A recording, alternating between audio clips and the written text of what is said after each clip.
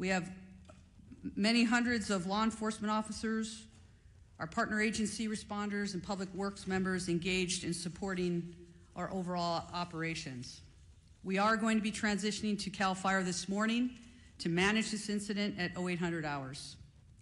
Next, I'd like to talk briefly about our Hearst fire, which is located in Sylmar. Last night at approximately 10:10 p.m., the fire erupted in the Sylmar area of Los Angeles, adjacent to the Los Angeles National Forest. The fire has rapidly expanded to over 500 acres, prompting the emergency evacuation of more than 3,000 residents. This fire is burning within the footprint of the historic Saddle Ridge fire.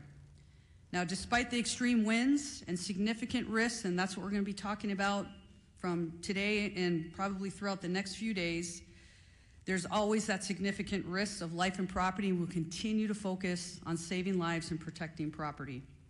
The exact anchorage at this point will be confirmed later, and we'll make sure that we communicate that to you as well.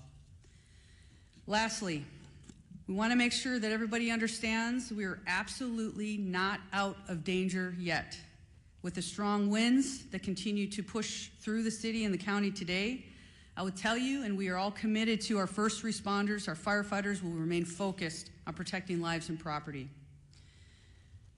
The LAFD is extremely proud to stand with all of the entities behind me. Our top priority will continue to be life safety, ensuring that safe evacuation and the rescues of our residents that are in harm's way. It will continue to be our primary focus in this wind-driven fire event as it continues. Thank you for your cooperation, your support, and your vigilance. And today, we will continue to stand with our partners to protect everyone. Next up, I would like to introduce Sheriff Luna. Thank you. Oh, sorry. Next up. Oh, we moved it, okay. Yes, we're just moving around, having LA Unified Superintendent Alberto Carvalho, please. Thank you very much. Good morning, everyone. Thank you, Chair Barger, county and city leadership, in addition to the leadership of our first responders and our great community for the very, very important work you continue to do to protect our community, protect the assets, and first and foremost, the health and well-being and lives of members of our community. Los Angeles Unified is the second largest school district in the nation, representing the interests of 540,000 students and 75,000 committed employees. We make decisions regarding closure of schools in a very methodical and science-driven manner. So after a great deal of consultation overnight with experts looking at the data and considering the fact that air quality conditions deteriorated significantly overnight, we have made the decision to shut down a number of schools, particularly in the eastern part of our school system. I will define what those boundaries are. School communities, beginning with leadership, workforce, and families, have been informed about these areas, and as of now, those schools within the boundaries of the area that I will define are closed. This accounts for about 10% of our total schools in our district, about 100 schools out of 1,000 schools. The areas that I'm speaking about are schools located north of Manchester Boulevard, Firestone Boulevard, east of 10th Avenue, west of I-710, and south, any school within that area, and that accounts again for the eastern part of our district where the air quality met or exceeded levels that are not appropriate for employees or students to be around, are effectively shut down. We will be making decisions about what will happen in those schools going into tomorrow by 4 p.m. today based on the evolution conditions.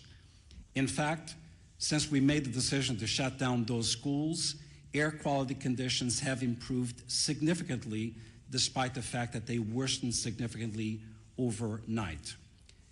I want to speak specifically about schools surrounding the Palisades area.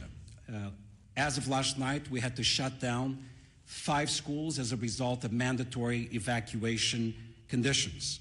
Those were Kinter Canyon Elementary School, Canyon Elementary School, Marquez Elementary School, Palisades Charter Elementary School, Revere Middle School, and Topanga Elementary School, in addition to Palisades High Charter High School. We have reports that Palisades High sustained significant damage as a result of the fire. We are working with state and federal entities to quickly access resources to address the issues facing this community. I want to very briefly address our workforce. We know today is not going to be a perfect day. A number of schools are shut down. However, localized conditions may make it difficult for our workforce or parents and students to access schools. Air quality conditions may vary and in fact may not necessarily be appropriate beyond the area where we close schools. Please use your discretion. We will utilize grace and be flexible regarding attendance and for students and employees alike. Specifically, students and employees who face chronic respiratory conditions or other health issues.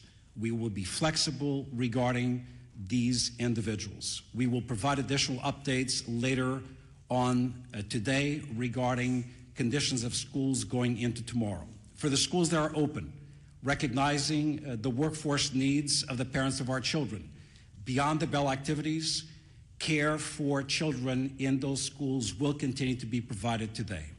Today is not a typical day. We need flexibility, patience, and grace, and we shall extend that to our workforce and certainly our parents and students in our community.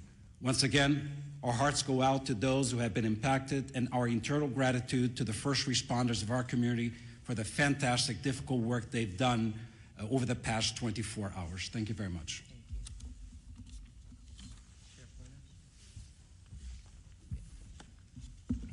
Morning. A lot of information to pass on, but please know this. This is a very difficult and challenging situation, but we're surrounded here by people who really care, and we're going to get through this together. That means with all of you as partners in our community. Our top priority continues to be the safety and well-being of our impacted residents, first responders, and all of the individuals involved. But understand that this is a very fluid situation, specifically in the Altadena area, and a lot of our personnel, our deputy personnel, are involved in life-saving measures as we speak now. We are working very closely with local, state, and federal agencies to provide necessary resources and support. We have been in constant communication with both our fire and law enforcement partners across LA County and beyond to ensure that all available resources that are needed are being deployed strategically and effectively, but we are prioritizing life over everything else. There are over several hundred Sheriff Department personnel working around the clock to evacuate residents in danger, assist with road closures, and respond to multiple missions that are given to us, and they do change periodically depending on that life mission. To ensure that everyone is going to be safe or safe as possible, additional personnel will likely be assigned to this fire as this continues to go, and you heard from our fire partners that there is no containment yet. I do want to split it up into two. I want to start talking about the Eaton fire first. Currently, there are evacuation orders in Pasadena, Altadena, and Sierra Madre. Evacuation orders, there are approximately 32,500 residents under evacuation orders and approximately 13,186 structures that we deem at risk, and that could grow. Evacuation warnings, approximately 38,600 residents are under evacuation warnings and approximately 14,342 structures are at risk. At 4 a.m. this morning, the evacuation orders did expand to parts of the city of Duarte, Monrovia, and La Cañada. And again, we continue to assess that. That's evolving, that's gonna change. So I encourage you to consistently pay attention to all sources of information so you're ready to go when you are given that order, if that does come. As information's changing, even as I was driving up here, even as I'm walking up to this podium, I'm getting messages about several of our employees who have lost their homes in the last several hours. I don't know how many, because we are still gathering that information, but we all live here in Los Angeles County, so we are impacted. So we're going to make sure that within our department, we're wrapping our arms around our employees just like we do with community members. Again, as I was coming up here, I did find out that we did have 2 fatalities in this area. I don't have any specifics. There is a lot of damage out there. We're still in the process of doing these assessments, trying to still save lives. So this information is going to change. The Altadena Sheriff's Station itself was evacuated, and it was at least limited on fire. There was some fire at the Altadena Station, but we did have to clear out all of our employees out of there. I'm hearing some miraculous stories, and they're just barely coming in, of our deputies who were trying to evacuate the Altadena Station, and then residents were running up from different locations around there asking them for assistance in getting them out of their structures. And from what I understand, they were barely able to get people out before these structures started burning. There's just heroic stories of what our deputies are doing out there from last night and this morning. I want to make sure people know deputies are working to assist residents who are evacuating and continuing to make evacuation notices as we're speaking. They are securing areas that are evacuated, and it's always sad when I have to say this, but part of our responsibility is to make sure that no one loots or steals from our residents, our community members who are already being impacted. And I'm sad to report we made 2 arrests this morning for looting already. So if you are thinking about coming into any of these areas to steal from our residents, I'm going to tell you something. You're going to be caught, you're going to be arrested, and you're going to be prosecuted. Don't do that. Stay out of these areas. It's only for emergency workers and people who live there.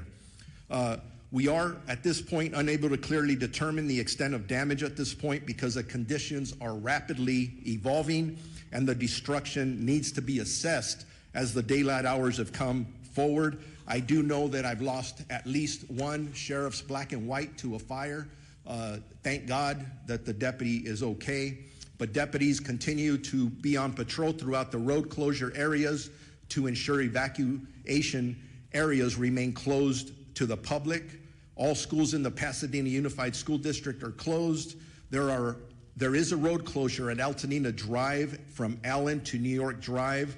For those in need of shelter, please head to the Pasadena Convention Center, located at 300 East Green Street in the city of Pasadena, and we're working with them in Unified Command and in partnership as well. For animals, there are established shelters at Large Animal Shelter Rose Bowl Stadium at 1001 Rose Bowl Drive in Pasadena, Small Animal Shelter, Pasadena Humane Society at 361 South Raymond Avenue in Pasadena.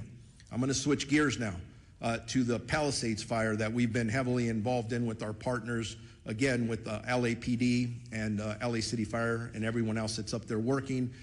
As of this morning, the fire was still burning in that area.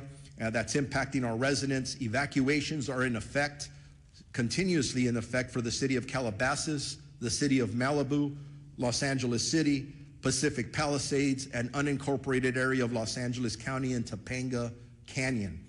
Evacuation orders are approximately 37,000 residents under evacuation orders and approximately 15,000 structures at risk. Again, that's specifically for the Palisades fire.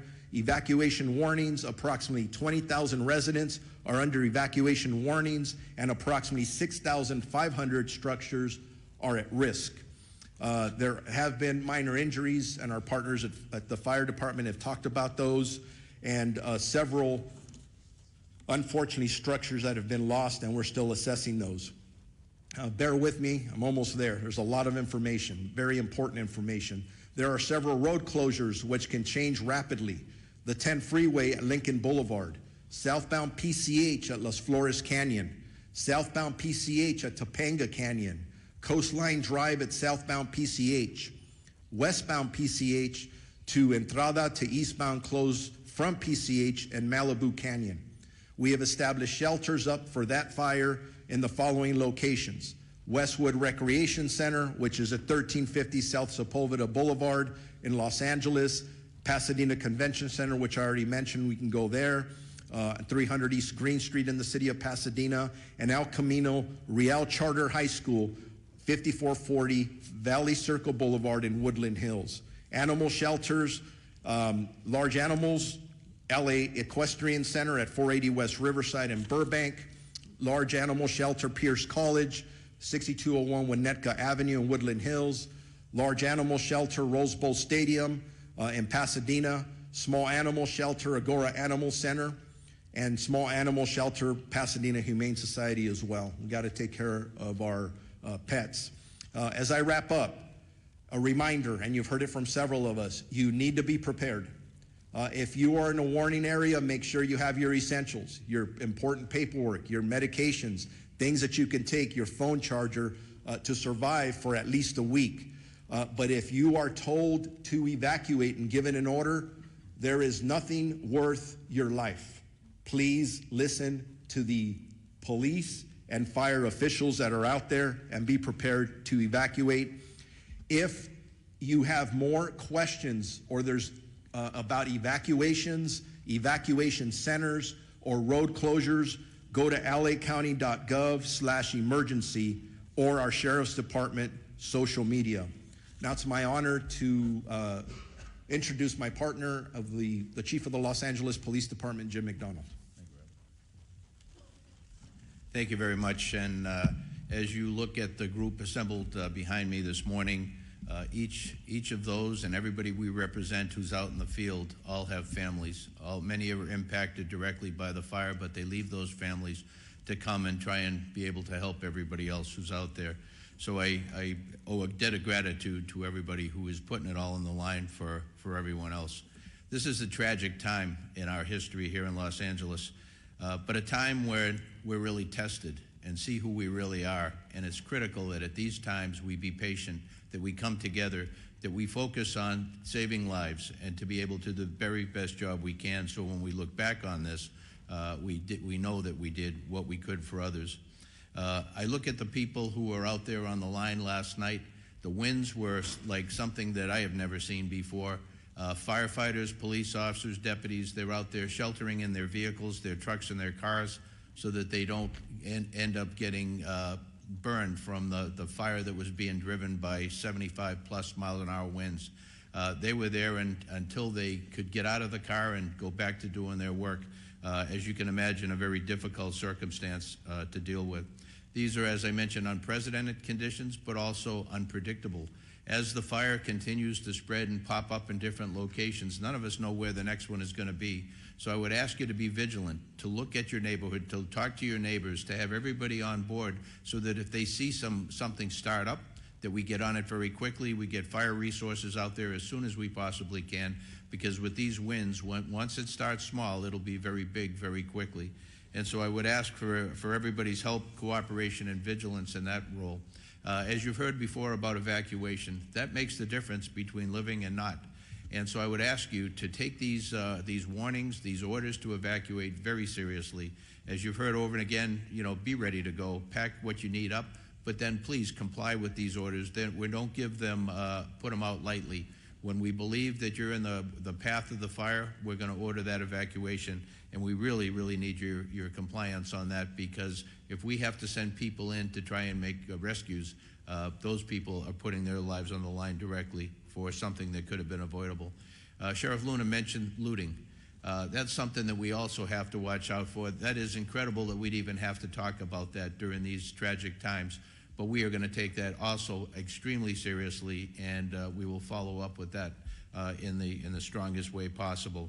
As far as traffic goes, that's something that we're used to dealing with here. This will be an extra test of gridlock in many places due to people not having access to their normal routes. I would say that if you have an ability to be able to stay out of the west side today, to commute or to work from home, as long as your employers are good with that, to take advantage of that. The air is very tough today for particularly those who are challenged medically. If you can stay home and work from there, I would recommend that. We will continue to support our partners in the fire service and our other law enforcement partners But to all and the public who are watching this, sincere thank you to all of you for your cooperation and your patience as we all get through this together. Thank you. Now we're going to introduce my colleague, Supervisor Lindsay Horvath, who represents the Palisades area. Lindsay? Thank you, Madam Chair. This morning, we woke up to a dark cloud over all of Los Angeles, but it is darkest for those who are most intimately impacted by these fires. It has been an immensely painful 24 hours for communities I represent. The Palisades, the Hearst, and Woodley fires are all in the 3rd District. But our strength is in our togetherness, and that will determine how we make it through. We need your partnership in this time of crisis. It is difficult to process the immensity of the destruction and loss, and we extend our hearts and every resource we have to all of our impacted residents. We know when we talk about these structures, they aren't just structures. They aren't even just houses. They're homes. This is our home. These are places where we built community, where we raised families, where we made memories that we will never forget, even if we can't go back to these structures. These are our home. Losing home is simply devastating. And I know that we are all here to support you and stand with you in this time of need. Aggressive winds and fire know no jurisdictional boundaries, nor does coordination and action across our LA County agencies with President Biden and Governor Newsom as they unlock support through fire assistance management grants for Palisades, Eaton, and Hearst fires so far. The talent and tenacity of our first responders is nothing short of extraordinary. And I've said it before, these people on the front lines are doing this because this is their calling. This is not simply a job that they came to have an occupation. They are called to this work to keep us safe, to keep our communities safe, and to do all they can in this time of crisis to protect our Los Angeles County. Overnight winds grounded our vehicles, and we have red flag conditions through the end of day tomorrow. But we know that because of these fearless warriors on the front lines, we are doing all that we can to contain this fire. Thank you for your work to keep Los Angeles County safe, including the 3rd District communities of Pacific Palisades, Topanga Canyon, Sunset Mesa, Malibu, Santa Monica, Sylmar, Granada Hills, Lake Balboa, and surrounding communities.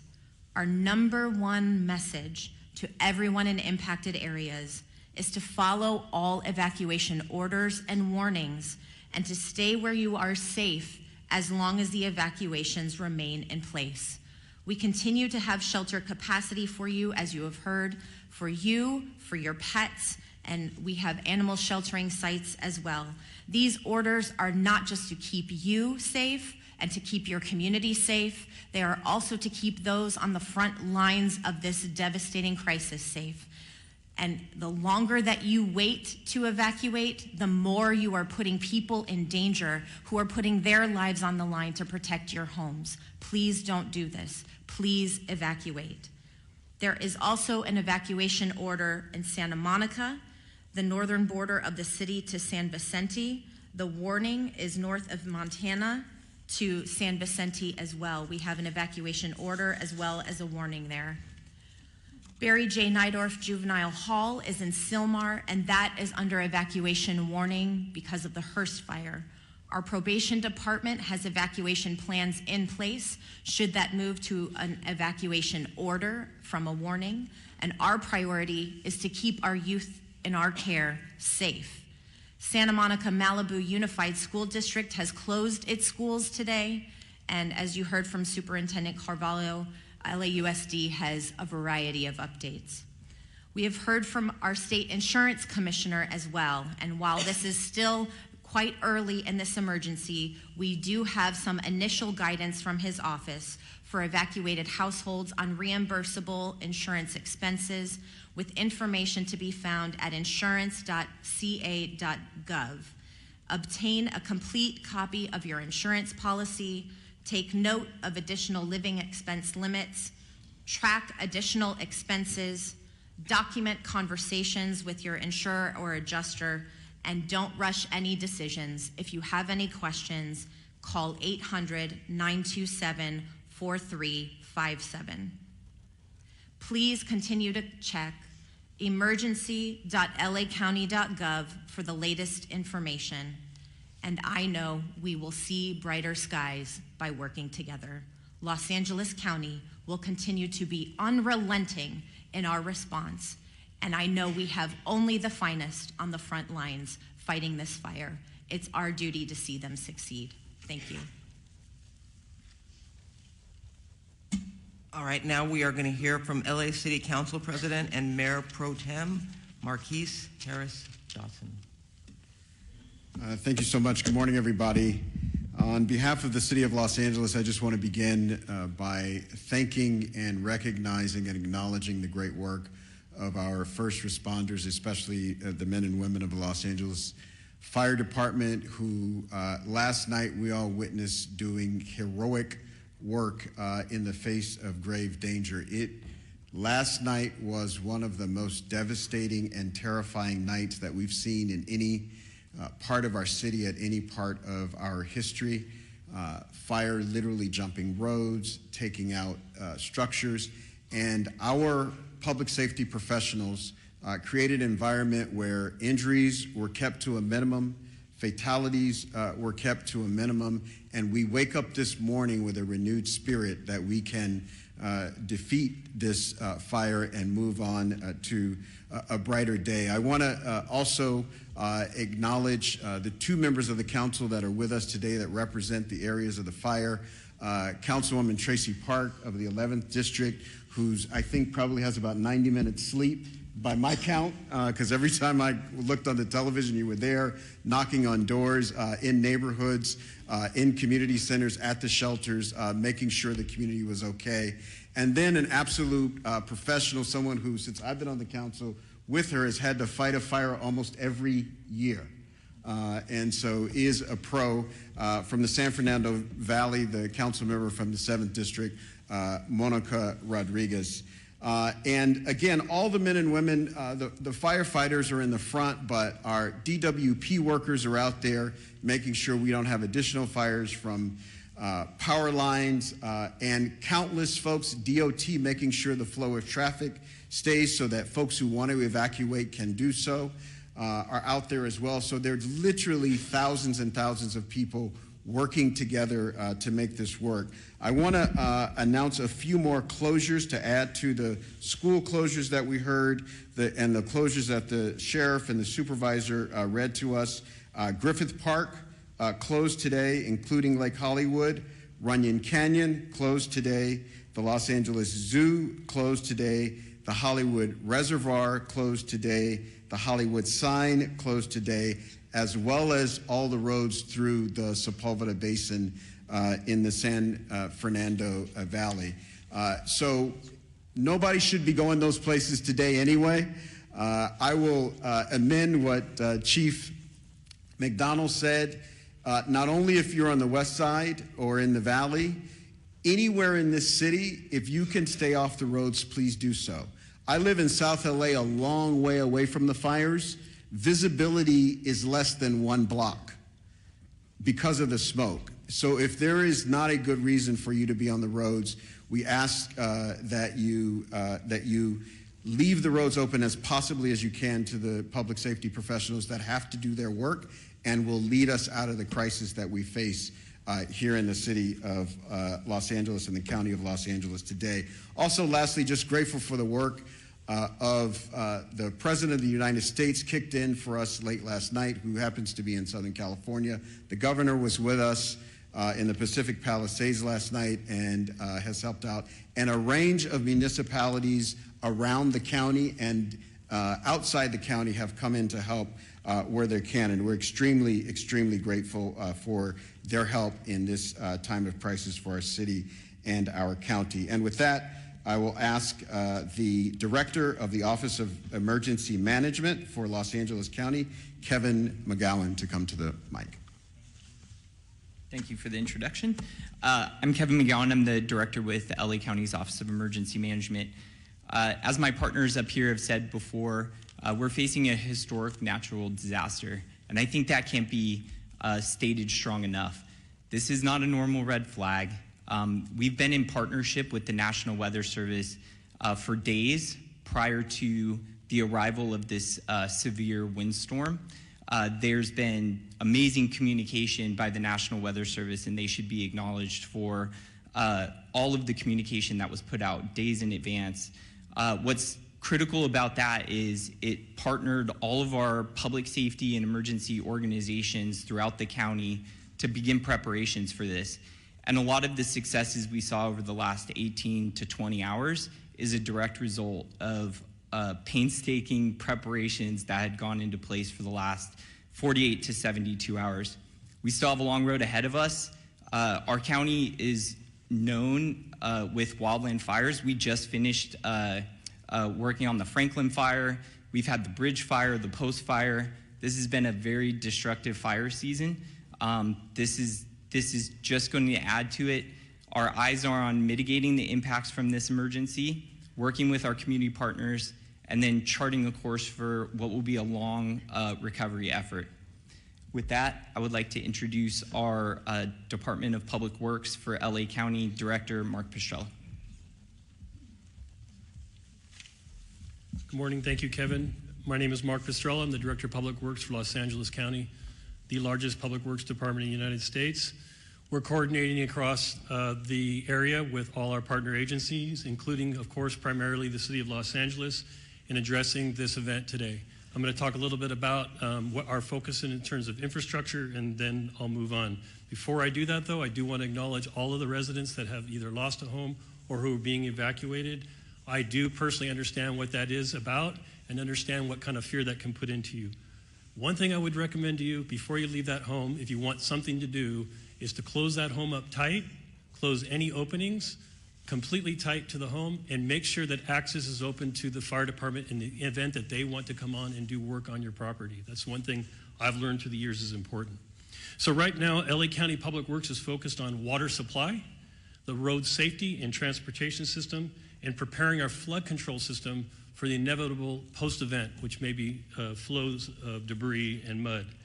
With respect to water resources, there's been quite a bit of talk in the media about the water system that we're using for suppression. So let me make the following statement. There have been quite a bit of comments over social media about the local water supply and its impact on firefighting efforts. There is collaboration across this region. Over 200 water retailers serve the region. LA County serves the area that in the Eaton fire area. LA City serves the area of the Palisades area. We also serve the Palisades area in the north area of unincorporated area water supply through the hydrant system. The municipal water systems that service our homes and businesses continue to work effectively. However, they are not designed to fight wildfires. A firefight with multiple fire hydrants drawing water from the system for several hours is unsustainable. This is a known fact. That's why air support is so critical to the firefight. And unfortunately, wind and air visibility have prevented that support.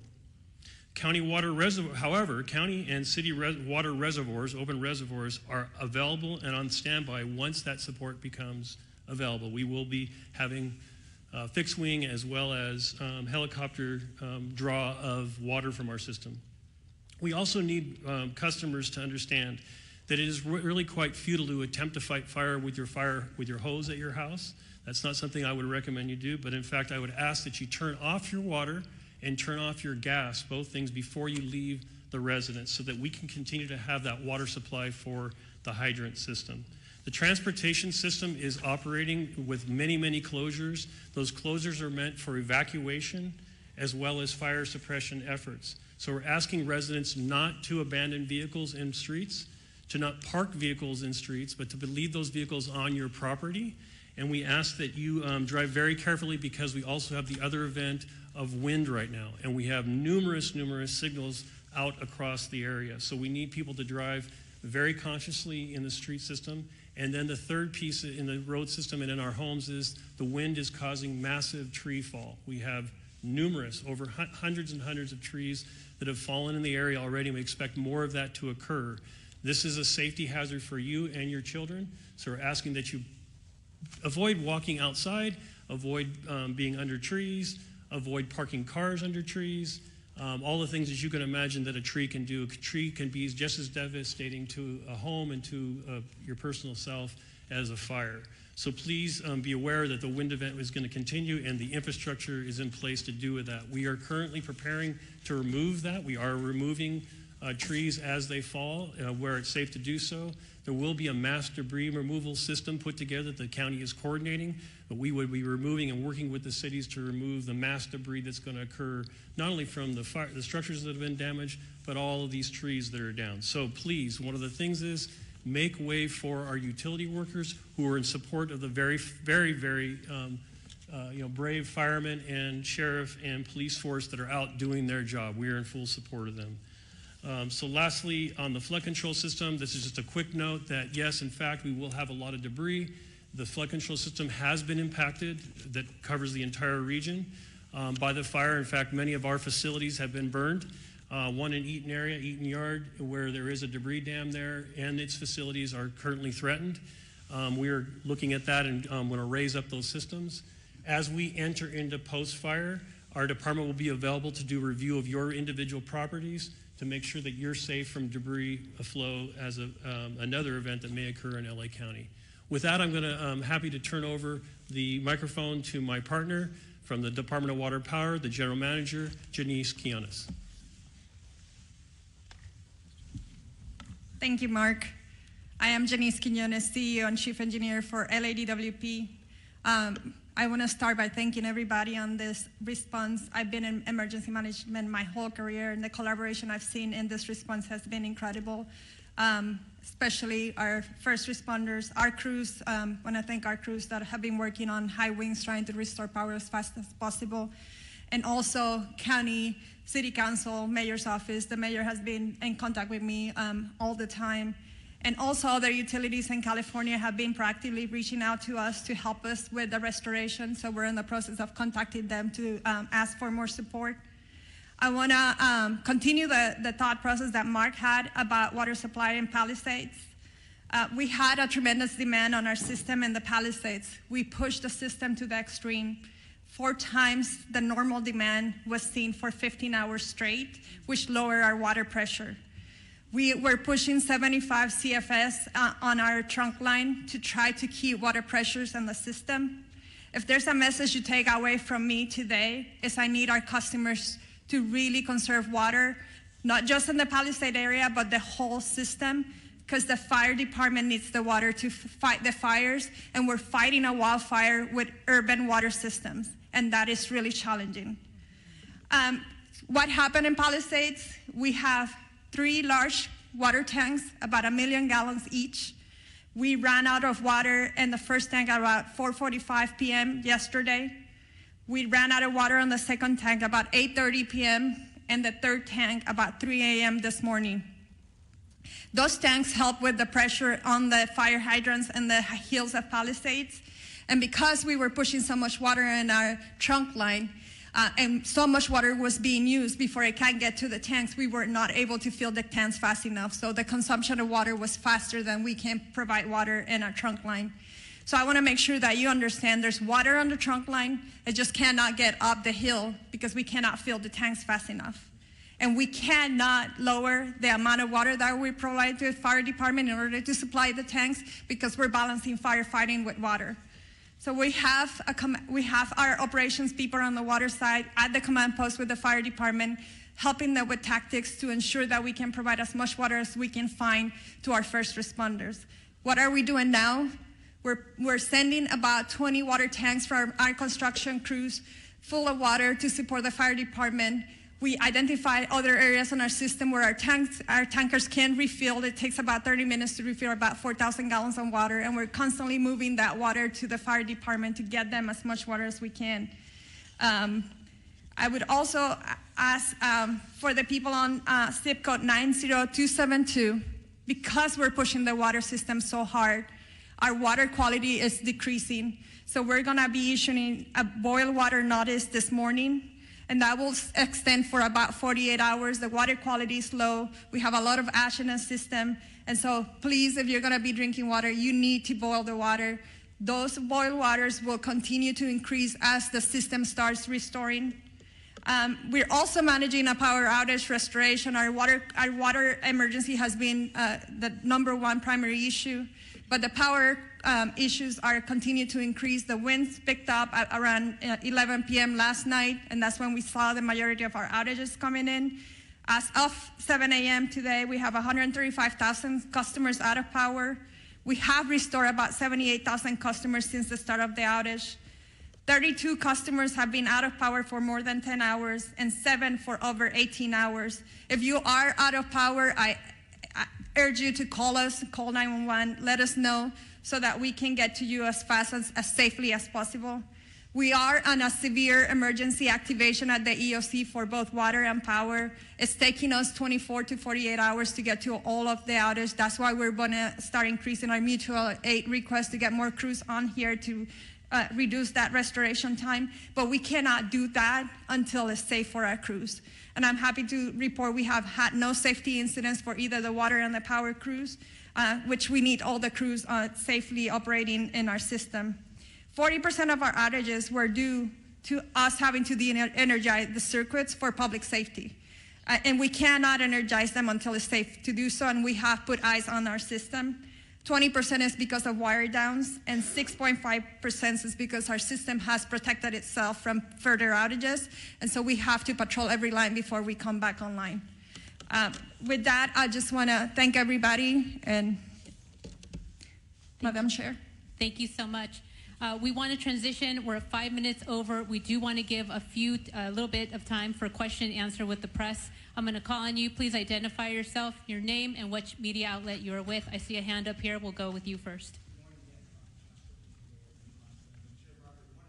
Because this press conference called One Voice is bringing together some of our city leaders, our county leaders here together for this incredible tragedy, this crisis that we're experiencing right now. And a lot of our viewers are asking, how can other Angelenos help? Because people want to volunteer, people want to help. What's the best way that other folks out there that want to help, what can they do? Well, first of all, thank you for that question, because I think this does speak volumes to the fact that it's not just at the local level, it's at the state and the federal level as well, and it is one voice.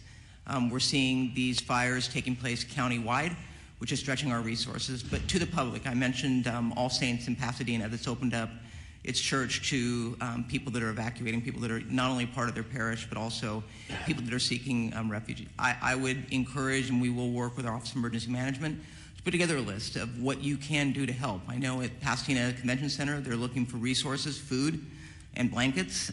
Red Cross is putting that together, but we can always use more. So this is the time for us all to come together. I mean, we're trying to wrap our heads around just getting this fire under control, but make no mistake, we will put something together so that people can offer their support. You are seeing the goodness, and I know Supervisor Horvath mentioned it. With all these horrific stories you hear, you also hear stories of people that are doing amazing things to help their neighbors and their community. Thank you for that. I'll go ahead in the green shirt.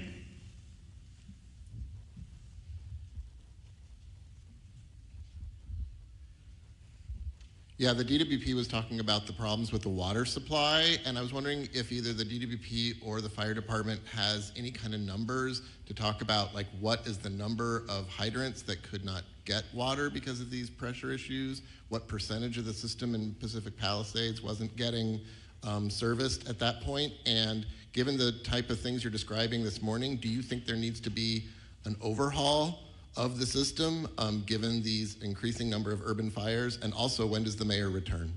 And name and media outlet, please. David Zahnizer with the Los Angeles Times. So So, Chief, please correct me if I'm wrong, but we were trying to keep water at all altitudes on the Palisades, and I think about 3 in the morning, that's when the hydrants went dry above the Brentwood area. We are able to push water on that trunk line on the east side of that, and we have some water on higher elevations, 16 to 18,000. But at 3,000, at 3 a.m., all of the fire hydrants went dry in the Palisades. To your question of climate resiliency and how do we need to update the system, I would say that that is true. We were talking with the county supervisor and Mark on how are we going to change the way we operate our water systems for events like this. This is an unprecedented event. I think the 2011 winds was significant from a power outage perspective, but the fires have really increased the response complexity of this. We had crews trying to mitigate this, and we had to evacuate. We worked with fire department to try to get back in and try to fill the tanks again. It was unsafe to do so. So you're managing the fires, you're managing the power outage, and you're managing the water needs because it was an urban wildfire firefighting. So yes, we have to look at our system from a climate resiliency as a region, and it's going to be more than just DWP. It's all the water agencies here, including the county. Thank you. Over here in the burgundy with a mask. Name and media outlet, please. Real quick, I can speak on the operational side of the hydrants. We don't have a specific number to the hydrants. We do know that it came in phases. Now, our firefighters always have a primary plan, a backup plan, contingency, and emergency plan. So oftentimes, just so that the public is aware, in large brush fires, water supplies are normally limited. So with that, our apparatus do have the ability to draft water if we need to out of pools, ponds, any type of water resource. We also utilize the water tenders, in which we spoke about a little bit earlier. So with that, I just wanted to clarify that. In regard to when the mayor is returning, I spoke to her this morning at 4 o'clock. She's on her way for the last leg of her journey back home from Dallas, so her ETA is right around noon. Thank you. Go ahead. Buenos dias, everybody. Ali Santana with Telemundo 52. For Chief Crowley, Chief Moroni, where can people go to donate food, water, supplies, and for Superintendente Carvalho, Sheriff Luna, and CEO Quiñones, just something in Espanol for our people. We will do something in Spanish right after we conclude over here with a couple of Spanish speakers. Regarding the volunteer information. Sure, so thank you for the question about the donations. I know we spoke about that earlier. Just a touch point for the community. We are so grateful for the community's efforts in regard to donations. Now, what I do want to be mindful about to make sure that we share is please listen to the direction of where those donations, either through money and or food, any type of donation, it can become problematic if the public starts to just drop things off. So we are putting together a strong plan from our Emergency Operations Center. We're at the highest level at this point. We're coordinating with the county as well. So stand by for more information. We want to be very purposeful and strategic in how we're going to collect those donations, and they are welcomed. Right over here with the glasses and the gray, right behind you. Over here with the hand up. Scott Snowden, Santa Monica Daily Press. Question for Ms. Horvath. Are there any forecasts or predictions at this point for the economic impact of this? There are no early numbers of the economic impact, but we are already exploring how we can do, for example, a business interruption fund, as we have done in other states of emergency. We know that there are many businesses that have also been impacted, in addition to the people who are experiencing difficulty in their homes. So we are looking at what resources the county has available to support on all fronts. But thank you for the question. Lastly, do you think this will affect insurance companies in their approach to house owners going forward? I believe it already has, and the conversation is ongoing. As I shared earlier from the insurance commissioner, I know this is an ongoing conversation in his office, and he has provided that information and welcoming phone calls from folks who do have questions about insurance impacts as a result of these fires. I do know that yesterday, through the help of our chair, the county declared a state of emergency, as did the governor, and I know that there are other states of emergency that will be declared in order to make sure that all residents are able to readily access everything that they need to in response to these claims. Thank you. We need to move on. Right here in the front, young woman with the hand up. Hi, Grace Tui with the Los Angeles Times.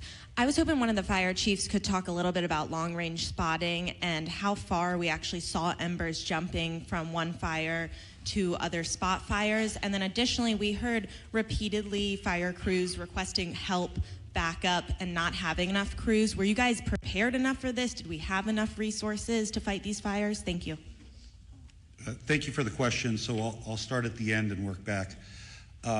No, LA County and all 29 fire departments in our county are not prepared for this type of widespread disaster.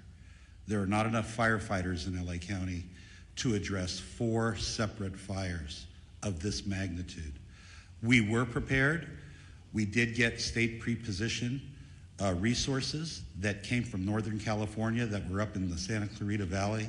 We did hire additional firefighters from the LA County Fire Department and pre-positioned them in the Santa Monica Mountains. The LA County Fire Department was prepared for 1 or 2 major brush fires, but not 4, especially given these sustained winds and low humidities. Like our Director of Emergency Management said, this is not a normal red flag alert. People were calling for help. We tried to get them the help that they needed. LA County right now, like the LA City Fire Department, is prioritizing life safety, but we're also engaging in structure defense, perimeter control, and aerial operations. Remember that the LA County Fire Department has 13 aerial assets available to it. In addition to our agency-owned helicopters, we have our 2 CL-415 Super Scoopers and our CH-47, which is part of the 3-county QRF. So we're prepared to keep fighting the fight. Like I said earlier, I've requested additional resources, not only from Northern California, but from out of state. We did that last night, yesterday. So we're doing the very best we can. But no, we don't have enough fire personnel in LA County between all of the departments to handle this. Thank you. Thank you. And we have a couple of just quick questions. I just want to also acknowledge that that came down from Sacramento State Senator Ben Allen and Sasha Perez, as well as our Santa Monica Mayor Negrete, who's also present here. And I know that Congressman George Whiteside is flying in from Washington, D.C. He represents the Sylmar Santa Clarita area, and so we appreciate you all being here. Thank you, and Chair I think Barker. someone from the mayor's office would like to go ahead. Thank you, introduce Supervisor. Thank you, appreciate it. Good morning, everybody. Celine Cordero, Deputy Chief of Staff to Mayor Bass. I just wanted to step forward and address the question about the mayor. The mayor will be on the ground shortly, very shortly this morning, and engaged. But I want to assure the community and the city, our mayor has been actively engaged 100% of the time, the entire last 24 hours throughout this unfortunate event and crisis. The mayor has been in constant communication with our chief of police, our fire chief, our council president, our law enforcement person. Want to stress she has had 100% access the entire time that she's been traveling and been actively involved in the decision making. So thank you very much to all up here, and the mayor looks forward to meeting you very shortly this morning. Thank you for that. Over here in the green shirt. Good morning, Stephen Coleman, KABC. You mentioned 4 fires. I'm aware of 3. Could you describe and characterize the 4th fire? County fire? Yes, I can speak briefly on that 4th fire. Was a Woodley fire, which is approximately, it was a smaller fire. We threw a lot of resources at it. It is under control at this point. We'll push that information out to the media so you have the very specifics, but we're calling it the Woodley fire. Yeah, it was in the Sepulveda Basin. Yes, sir. Thank you. Last question, then we'll have one-on-ones. Hi, Samantha Norris, San Fernando Valley Sun. I know the Hearst fire is one of the smaller fires here, but can somebody speak more to what resources are being deployed to that fire? And for people in the Sylmar area, what are the evacuation zone areas, any closures, and where those people can go in the area? Hi, good morning. Councilwoman Monica Rodriguez from the 7th District. Last night we evacuated 71 horses from the Stetson Ranch area, the fire came up quickly, and so thankfully they were safely evacuated to the Hanson Dam Equestrian Center. As we indicated, this is a very dynamic situation, and the lack of aerial support is making it that much more challenging for firefighters to be able to fight these fires, whether it's in the Palisades or any other part of the county. And so it's critically important that people heed the evacuation orders. In the Sylmar community, Richie Valens Rec Center in Pacoima is available for the evacuations. Currently, there is 80% vacancies, so there's still capacity for people to evacuate there. Going beyond that, we will continue to open up additional facilities as it's needed. I want to ensure the public that the things that you can do, and I know the question was asked earlier, if you're not in the immediate fire area, there are things that you can do to be of assistance, and it goes to looking at hardening your home from any potential threat of embers. These embers fly, they can go for a couple miles. So we want to ensure that they do everything to create the defensible space in their homes if they're in the adjacent areas. Again, staying off the roads to the greatest degree possible. More importantly, reducing your water usage at this time. Because there is no aerial support, all of our water is being heavily demanded upon for these firefights in all parts of the county. So these are the proactive measures that people can be taking to be of assistance immediately given the needs of our first responders. If you have downed power lines, report those to 911. We can also report all outages to 1-800-DIAL-DWP. And most importantly, for trees that are down, because we know we have a lot of road blockages, our Bureau of Street Services, for the City of Los Angeles, all of our street services crew and public works crews are out there doing that work as well, and they are part of our first responders.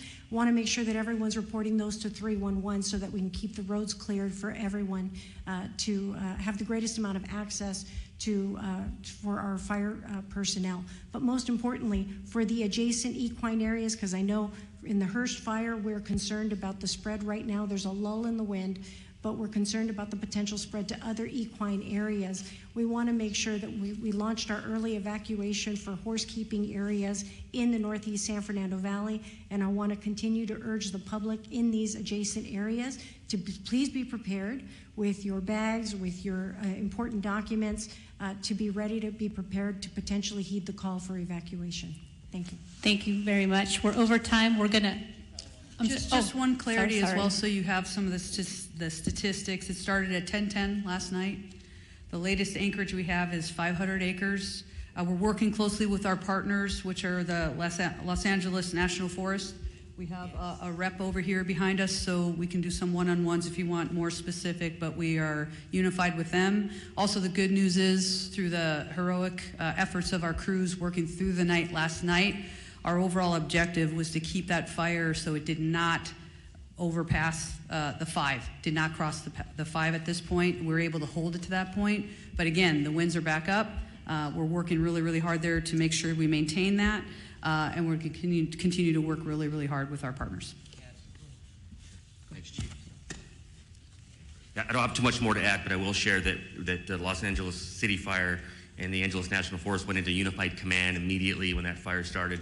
And that fire started in an area we're well exercised, known as the Mutual Threat Zone. So that's a part of our pre-planned unified command area, and that includes ground resources and aircraft. And of course, as mentioned, the aircraft has been having a hard time finding good air, and actually with the wind speeds. We're assessing aircraft availability every minute, continuously watching for a window to get aircraft up from multiple parts and multiple agencies.